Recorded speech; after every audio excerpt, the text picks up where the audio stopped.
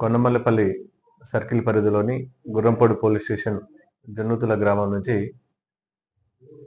జరిగిన సంఘటన గురించి మంకెన శ్రీనివాసరెడ్డి ఇచ్చిన ఫిర్యాదు ఏమనగా, మంకెన శ్రీనివాసరెడ్డి భార్య అయినటువంటి జ్యోతి మిర్యాలగూడ నుంచి వాళ్ళ సొంత గ్రామం అయినటువంటి జన్నుతుల గ్రామానికి రావడం కోసం ఆదివారం సాయంత్రం అక్కడ బస్ ఎక్కడం జరిగింది.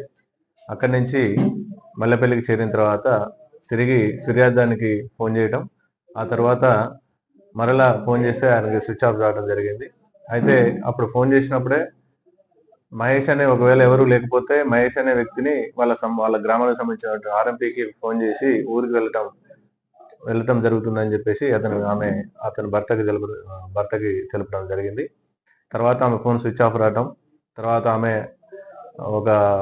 అదే రోజు రాత్రి సుమారు 2-2:30 గంటల ప్రాంతంలో ఆమె యొక్క బంధువులు శ్రీనివాసరెడ్డికి కంప్లైంట్ చేసి, మీ యొక్క భార్య అనుమానాస్పదంగా ఇక్కడ మొత్తం పాయిజన్ తాగిన కండిషన్లో ఉందని చెప్పడంతో అక్కడి నుంచి మళ్ళీ వాళ్ళందరూ కూడా మెరుగైన చికిత్స కోసం హైదరాబాద్కి రిఫర్ చేయటం, ఆ తర్వాత ఆమె చికిత్స పొందుతూ మరణించడం జరిగింది.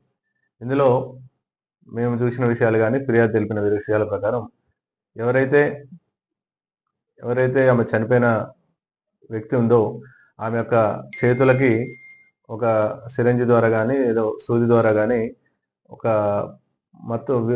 ఒక పెస్టిసైడ్ని ఇంజెక్ట్ చేసినట్టుగా మనకి ఆ యొక్క కండిషన్ బట్టి, ఆ యొక్క స్థితిగతులను బట్టి తెలుస్తుంది.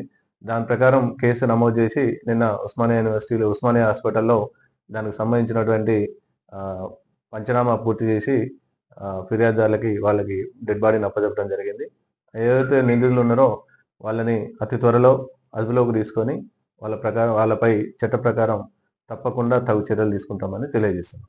అసలైన తొలి వెలుగు. ఫాలో వాట్సాప్ @తొలి వెలుగు official.